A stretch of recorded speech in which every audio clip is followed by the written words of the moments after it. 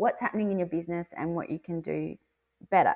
So, and through a human-centered lens, which is really important too. So you're really focusing on your customer and what they need.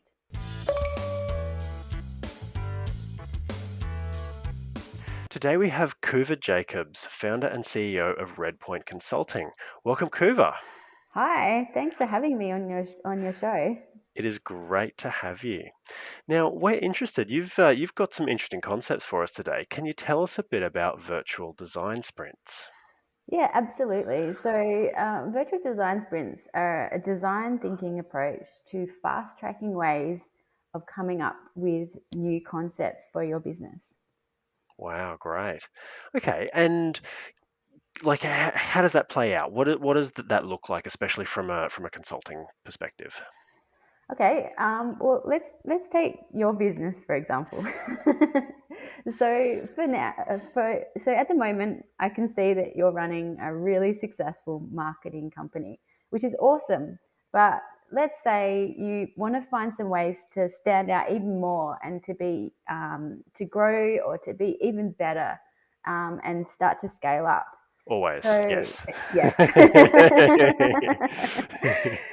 So if we were to run virtual design sprints with your company, we'd try and run you through a process where you strategically actually look at what's happening in your business and what you can do better. So, and through a human-centered lens, which is really important too. So you're really focusing on your customer and what they need. So the first thing we would do is get a group of participants from your company and pull them into these sprint sessions. And we would steer them initially towards doing some research where firstly they might go out and talk to key people within your business, but we'd also get them to reach out and interview your target audience as well to identify their preferences and pain points. And then the next part of that research is also mapping out the current processes and identifying any target or problem areas that they could work on to improve things. Yeah, so the next step, which is really my favorite bit, is actually to run ideation sessions where we get everyone in the team to be a little bit crazy with their thinking. So we're really trying to get them outside of the box. And I'd love to hear from you. What's the craziest marketing idea that you've ever had? Well, we didn't have it, but I did hear about someone did a PR stunt. They drove a tank through Queen Street Mall in Brisbane, which got all of the media attention and all of that kind of thing. It was definitely crazy, and it definitely worked. Awesome, love that. And sometimes that idea that you come up with, it might not be the one that you're going to run with because you don't have the budget to put a tank through the middle of the main street. But then you go, oh, what if we got a Lego version of a tank and we use that instead, and we created a simpler, cheaper version of it to attract people's attention. So you spin off from that idea. And by really outwardly thinking, you come up with all these different crazy things. And then the next step is to cluster them all into different buckets and then assess them for their desirability. So how useful they are, their feasibility. Can we actually do this? Can we move the tank down the main street? Or can we do something that's, a little bit simpler, but still a really cool, crazy concept? And also the viability. So is it a one-off thing that, it will make a little bit of an impact, or is it going to be something that's a little bit more sustainable? So, it's okay, we're going to run this marketing campaign and it's going to be automated and it's going to run for the next 3 years. So it's got quite a long sustainability in terms of providing benefit. And from there, using that collective brainstorming, you might have come up with like 50 different really great ideas. And of course, you don't want to do them all at once because that would be hard. But you would just pick a few of those that you think are the best in terms of those three factors, and then go and explore them in a little bit more detail. Um, so from there, you would then start building out the concept. So it would just be like initially the really high level steps, but then going on to develop a pitch of why is this concept so awesome and powerful and beneficial for your customer as well. Uh, then might as part of the sprint, mock up some kind of prototype depending on the amount of time you've got. Like it could just be some quick screens, for example, even wireframes, but it's just about visualizing the idea, and then sending that out to people to get feedback. Hey, what do you guys think of this? And it would either go to people in the business, or it could, if ideally, it would go to the users as well. So once you've got all of that, then you now have this great loop of coming up with ideas, um, fleshing them out a little bit, but not too much, not end to end, where it's a fully fledged solution. It's just the concept has been fleshed out. It's now being tested on the users. And then the next step is to iterate on that again, so that way the team get the really solid understanding of how to collectively ideate in a rapid and effective way. So it's not just about coming up with one concept. It's about building the muscle of your organization to be able to concept as well. I love that. Yeah. Yeah, and it's meant to be really rapid as well, so it's great in an organization where sometimes people are a little bit might be feeling disengaged, especially with all of the stuff that's going on with COVID. So you're really driving them to be switched on and producing a lot of work as well in a short space of time. Um, and along the way, we also do a lot of mindset warm ups and work that's focused around shifting their thinking. So, depending on the organization, you might have different strengths that the people have. So, if you're in a more traditional organization, they might be a little bit not future thinking enough. So you start to break that mold, or they might be very focused on their product or their technology, but not in touch enough with the users. So then you would be doing exercises where you're getting them to empathize more with their customers. So there's a lot of mindset work that goes on during the sprints as well. Mm.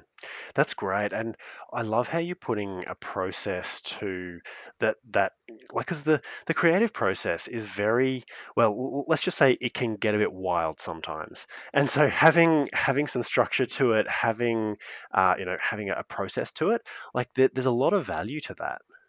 Yeah, I mean, we love wild. Wild is great, but you kind of got to do both. So if you know anything about human-centered design, you might have heard of the double diamond. And the idea of that is that you go outwards, you get wild, and you come up with all the crazy stuff that you can, which is so much fun, and really rewarding as well, right? And then the inside part of the diamond is bringing it back in, where you're assessing the ideas and selecting them based on their merit, which is super important as well. Yeah, that's great. And Kuva, I know that you've prepared one or two case studies to have a quick look at.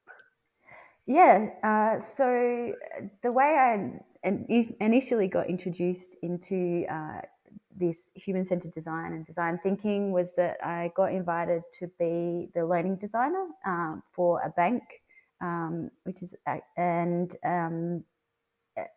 we were running a series of 4 weeks of virtual design sprints, and our goal was to build it. So we built it all in a platform called Miro. I'm not sure if you've heard of that.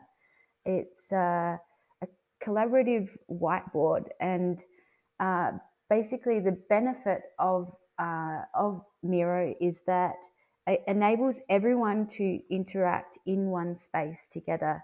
So we could run ideation sessions where instead of people ideating independently, they'd all be on one board and they'd all be putting their answers in together. And we had this huge layout of different activities that were running along the board. And so you would have one piece and then you'd move on to the next one, and they were all structured up in specific templates. And then on top of that, we put layers of gamification as well, because we really wanted to encourage people um, to get in there and interact, and and think differently. And so we were constantly challenging their thinking as well. That's great. I love that. And so, with your background in the virtual design sprints and the consulting and that sort of thing, could you give us one or two insights for where business owners and CEOs could really, I guess, could you give us some advice on how they could get to their next level? Like, what are some things, what are some principles that would really help them get that next level of growth that they're after? uh, in terms of design sprints or my background in general? Look, either. I'll let you decide. Okay. Um, I think in terms of design sprints, it's really about if you've gotten to the point where you need new ideas injected into your business, then this is Mm, a great way to go about it. Uh, Looking at growth in general, from my own personal experience of growth, I think I was very lucky in that as a learning designer, I've worked for several organizations in the digital marketing space. And so that gave me a lot of knowledge about how to advertise myself and build myself up as well.